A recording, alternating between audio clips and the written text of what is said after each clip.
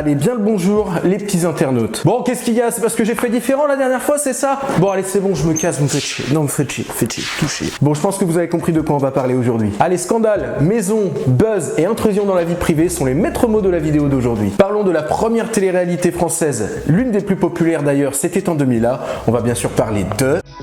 Dans 9 semaines, ils ne seront plus que 2. Qui sera le couple idéal? C'est vous qui décidez. Alors Love Story, je sais que ça ne parlera pas à tout le monde, sauf pour une scène, celle de la piscine entre Loana et Jean-Edouard. Ah, tu t'en souviens de cette vidéo, hein? Cochon. Alors revenons sérieux, comment en est-on arrivé là? Et tout ce qui a suivi juste après. Alors, juste pour vous dire que des émissions qui filment des anonymes dans leur quotidien, ça ne date pas d'hier. Dès 1971 pour être précis, et encore aux États-Unis. Alors, An American Family, c'était sur PBS à l'époque aux États-Unis, relatait en 300 heures de tournage, monté sur 12 épisodes, le divorce dans une famille californienne, ou plutôt ses conséquences. Ah, niveau voyeurisme, on plaçait la part déjà assez haut à l'époque. Il y en a eu d'autres à l'appel.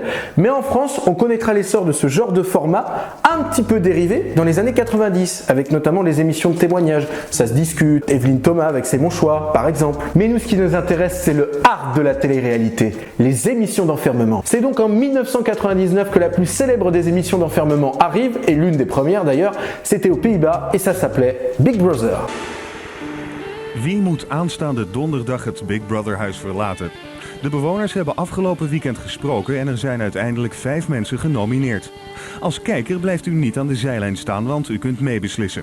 Valt uw keuze op Bart, Karin, Willem, Tara of Martin? Le principe, bien sûr, c'est plusieurs personnes dans une maison, filmées 24 heures sur 24, 7 jours sur 7, dans leur quotidien le plus intime parfois, devant des millions de téléspectateurs à la télévision. Ils sont bien sûr en compétition, sinon ce n'est pas drôle, soumis au vote du public. En gros, les téléspectateurs qui sont chez eux ont le droit de vie ou de mort sur les candidats. Et c'est donc le dernier restant dans la maison qui sera déclaré vainqueur de l'émission. John de Mol est passé d'un petit producteur néerlandais à un milliardaire influent puisque sa société de production Endemol deviendra l'une des premières sociétés de contenu, donc des plus puissantes dans les années 2000. Ça me rappelle quelque chose avec les youtubeurs d'ailleurs, on en parlera en fin de vidéo dans la conclusion. Parlons enfin de la fameuse Love Story, qui n'est pas d'ailleurs la première émission de télé-réalité en France. Il y a eu Aventure sur le net, juste avant, diffusée sur TF1.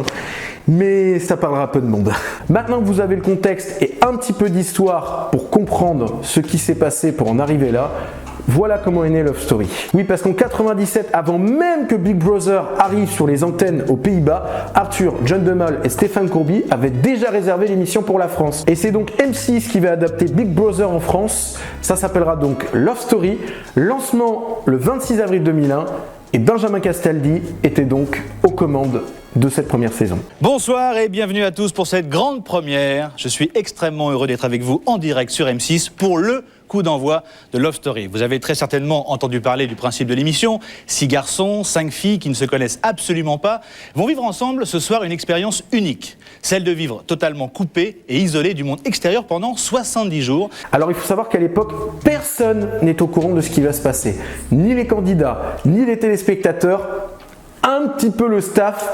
Mais vu que c'était une première, ils étaient quand même un peu sur leur garde, les loulous. Ce qu'il faut savoir, c'est que les candidats, c'est comme ça d'ailleurs qu'ils nous l'ont tous présenté en parlant après de Love Story dans d'autres émissions, pensaient participer à une émission de speed dating. Le principe, 11 célibataires coupés du monde, filmés dans un loft de 200 mètres carrés, 24 heures sur 24, 7 jours sur 7, filmé par 26 caméras et 50 micros. Le but étant bien sûr d'arriver en finale avec un couple idéal, voté bien sûr par le public, qui se sera fait une joie de jarter les autres participants de l'émission. Mais bon, j'en ai parlé au début de ma vidéo, vous vous souvenez certainement de cette vidéo-là.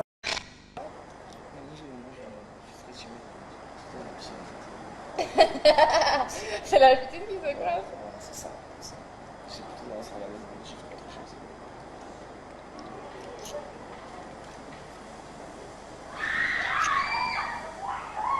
Bon Dieu, cochon. Niveau voyeurisme et intrusion dans la vie privée, il n'y a pas mieux là. Et c'est grâce à ça d'ailleurs que Love Story va prendre de l'ampleur. Il y aura bien sûr les fans de l'émission et les autres, notamment les extrêmes. Décidément, Love Story déchaîne les passions. Cet après-midi, 200 manifestants ont déversé des poubelles à Neuilly devant le siège de la petite chaîne qui monte pour protester contre cette émission d'M6. Tout ça pour une audience moyenne de 4 900 000 téléspectateurs et 34,6% de part de marché à l'époque. Incroyable. Et cette émission a lancé beaucoup de carrières, notamment Kenza Braga, Loana, Stevie Boulet par exemple. C'était une machine à créer des personnalités du showbiz dès le départ. Et les chaînes de télé vont vite comprendre que par rapport à l'audience, ce genre d'émission, ça rapporte. Et pour certains candidats, comme je vous l'expliquais, la possibilité de changer de vie tout en passant pour un con à la télévision. Et qui dit bien sûr un programme à succès, dit produits dérivés qui vont avec. Car quitte à faire de l'argent, autant y aller jusqu'au bout quoi. Et bien sûr, vous vous rappelez certainement de ça pour les plus vieux d'entre nous.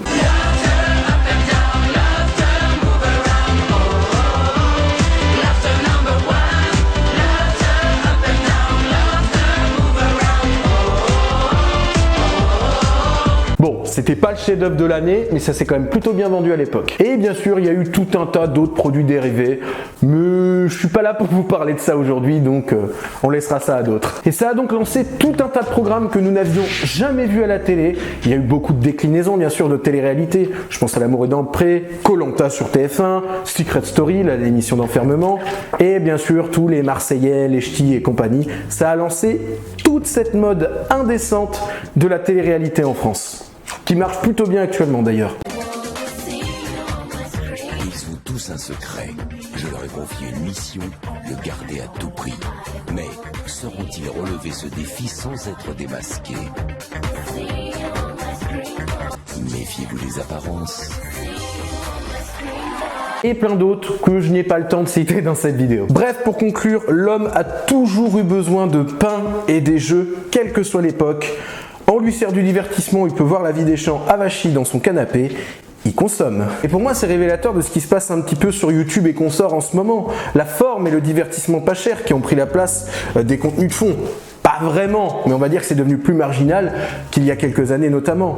Réfléchis ces contenus et qui poussait à développer son esprit critique. Bref, l'humain croit se sentir intelligent avec ce genre de contenu qu'il consomme, mais il est un produit aussi con que le produit qu'il est en train de regarder. Après, ça n'est que mon avis personnel, hein, vous le savez, mais sachez qu'avec ce genre de contenu pas cher, les chaînes, donc les productions, vous manipulent et manipulent les candidats, tout ça pour faire leur beurre. Alors reste à voir jusqu'où ira ces dérives, mais au vu de ce qui se passe en ce moment, ça va pas dans le bon sens. Mais pour cela, je vous laisse avec des youtubeurs qui parlent de ces dérives bien mieux que moi. Les liens sont dans la description comme d'habitude. Nous, on s'est vraiment concentré sur l'histoire de la télé-réalité, comment on en était arrivé là. Oui, comme je vous disais tout à l'heure, le but de la vidéo, c'est vraiment de revenir à la bêta du monde dans lequel on vit aujourd'hui. La culture du buzz pas cher, du voyeurisme, du vide, qui est devenu le maître mot de la société dans lequel on vit aujourd'hui, qui s'est perdu et qui est en train de mourir à petit feu. Bref, j'espère que cette vidéo, un peu différente de d'habitude au vu de sa construction, vous aura plu. Comme d'habitude, like, abonnement, commentaire, sans votre pain quotidien. A bientôt et n'oubliez pas, regardez dans le rétro en prenant du recul.